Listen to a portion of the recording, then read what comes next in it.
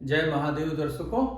आज का एपिसोड उन सभी दर्शकों को समर्पित है जो स्वयं को दुर्भाग्यशाली समझते हैं, और वह भी इसलिए कि उन दर्शकों के जन्म कुंडली में केंद्र में कोई ग्रह नहीं। ये अजीब सी विडंबना है कि जब कोई ज्योतिषी के पास जाता है तो सबसे पहले ज्योतिषीगण केंद्र, त्रिकोण, उच्च का, स्वगृही यही खोजते हैं।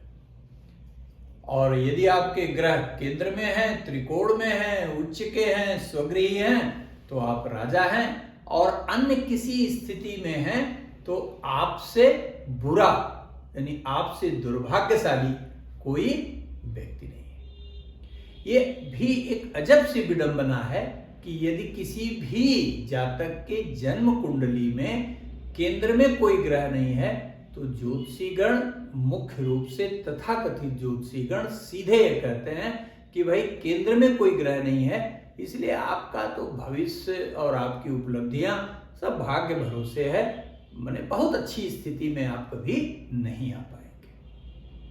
तो आज का एपिसोड हमारे उन सभी दर्शकों को समर्पित है जिनके केंद्र में कोई ग्रह नहीं है। आज हम यह जानेंगे कि क्या वास्तव में यदि आपके जन्म कुंडली में कोई ग्रह केंद्र में नहीं है तो क्या आप अपने जीवन में कुछ नहीं कर सकते, या आप अपने जीवन की छोटी या बड़ी उपलब्धियां जो आपने अपना लक्ष्य बनाया है वह प्राप्त करने में असमर्थ रहेंगे। कितना भी परिश्रम क्यों ना करें, क्या आप अपने लक्ष्य को प्राप्त करने में विफल रहेंगे? क्या आप धनवान नहीं हो सकते? क्या आप प्रशासनिक अधिकारी नहीं हो सकते? या आप अच्छे नेता नहीं हो सकते? क्या नहीं हो सकते आप? इसके सत्यता की जांच करेंगे और उदाहरण हम आज आपको यह बताएंगे कि वास्तविकता क्या है। तो बने रहिए मेरे साथ, यह वीडियो अत्यंत रोचक और ज्ञानवर्धक होने जा रहा है, इसलिए सीधा सीधा दर्शकों अब बोर्ड पर बने हुए इस कुंडली को ध्यान से देखिएगा। अभी मैं यह आपको नहीं बता रहा हूं कि यह किसकी कुंडली है, क्योंकि यह जानने के बाद आपके मन में साइकोलॉजिकल यह बात आ सकती है कि वास्तविकता को जान पाने में आप असमर्थ हो सकते हैं। इसलिए देखिए, मैं आपको इस कुंडली की सत्यता से वाकिफ कराता हूं। इस जातक का जन्म जो है वो कर्क लग्न में हुआ है। लग्न खाली, चतुर्थ भाव खाली, सप्तम भाव खाली और दसम भाव खाली। केंद्र इसी को कहते हैं 1, 4, 7, 10। पहला घर, चतुर्थ घर, सप्तम घर और दसम घर, ये केंद्र है। ये पूर्ण रूप से खाली है। अधिकांशतः ऐसी कुंडलियों में ये कहा जाता है, लोग कहते हैं, बल्कि तथाकथित ज्योतिषी गण ज्यादा कहते हैं कि आपके पूर्व जन्म में अच्छे कार्य नहीं किए गए हैं, इसलिए आपका भाग्य बेहतर नहीं कहा जाएगा और आप अपने जीवन में कुछ कर पाने की स्थिति में बिल्कुल नहीं कहे जाएंगे। त्रिकोण की बात करें, पहला त्रिकोण जो लग्न कहलाता है खाली है। दूसरे त्रिकोण में कर्क लग्न का प्रबल मारक ग्रह शनि नामक ग्रह है, क्योंकि यह सप्तम और अष्टम का नेतृत्व करता है। सप्तम और अष्टम का नेतृत्व करने के कारण शनि को कर्क लग्न का प्रबल मारक कहा जाता है। वह जाके त्रिकोण में बैठा हुआ है, वो भी शत्रु के घर में। वृश्चिक राशि में शनि निर्बल हो जाता है। क्यों निर्बल हो जाता है? क्योंकि यह मंगल की राशि है और मंगल और शनि नैसर्गिक शत्रु कहलाते हैं, अर्थात प्राकृतिक जो है वो शत्रु कहलाते हैं। एक अग्नि तत्व का नियंता है और दूसरा की प्रवृत्ति ठीक उसकी उल्टी है। और तीसरे त्रिकोण पे अगर आए पाइए, जिसे नवम भाव कहा जाता है, तो नवम भाव मीन राशि द्वारा संचालित होती है। मीन राशि में शुक्र यहां उच्च का बैठा है, लेकिन यह शुक्र राहु के साथ पापाक्रांत अवस्था में बैठा हुआ है। यहां राहु भी 4 अंशों का है।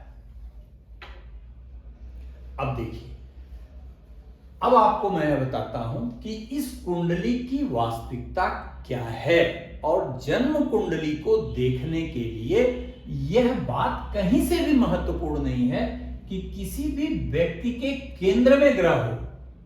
त्रिकोण में अच्छे ग्रह हो, कहीं भी हो, आपके त्रिक स्थान में अगर अच्छे ग्रह हो, आपके उपचय स्थान में ग्रह अच्छे हो, तो अगर ग्रह अच्छे हैं, शुभत्व की स्थिति में हैं, योगकारी हैं, तो केंद्र में या त्रिकोण में बन रहा हो या कहीं भी बन रहा हो, वह फल अवश्य प्रदान करेगा।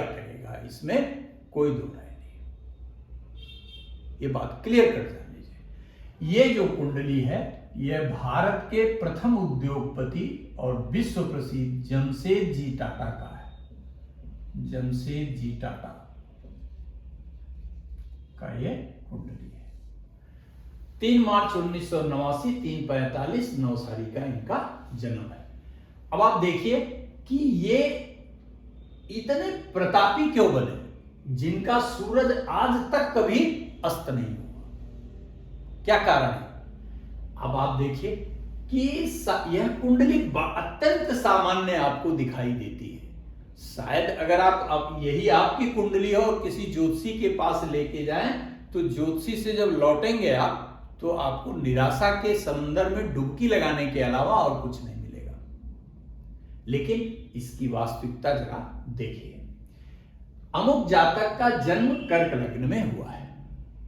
इसके लग्न का अधिपति ग्रह चंद्रमा तृतीय भाव में कन्या राशिस्थ है, और कर्क लग्न का सर्वाधिक महत्वपूर्ण राजयोगकारी जो ग्रह है वह मंगल है, क्योंकि मंगल त्रिकोण अर्थात दसम भाव और केंद्र अर्थात दसम भाव और त्रिकोण अर्थात पंचम भाव का नेतृत्व करता है। इसलिए महर्षि पराशर ने कर्क लग्न में सर्वाधिक योगकारी ग्रह मंगल को कहा।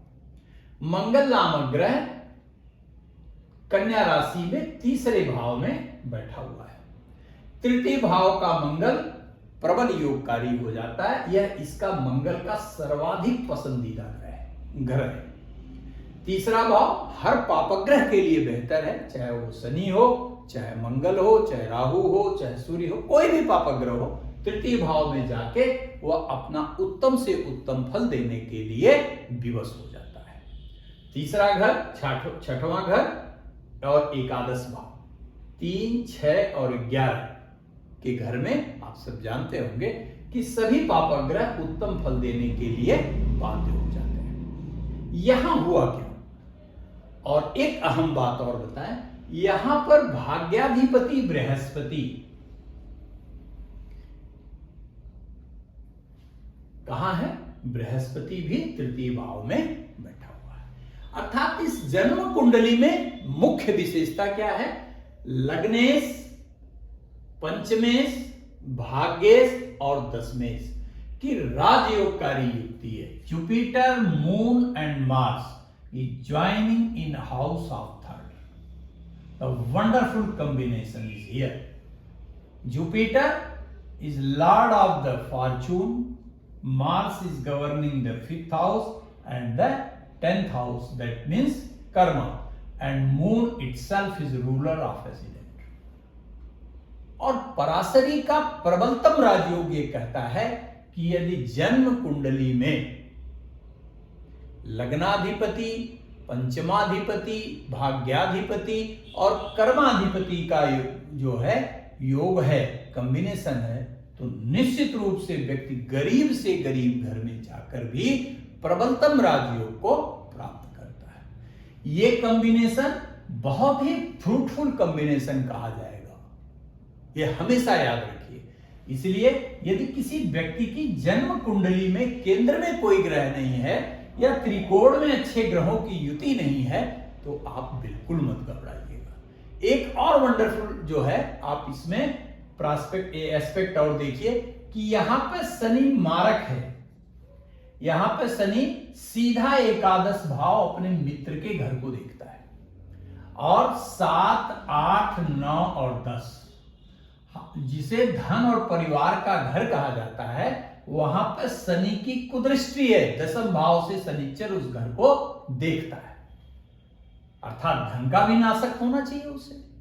लेकिन आप जरा कल्पना करें कि जमशेद जी टाटा के पास क्या धन की कमी थी?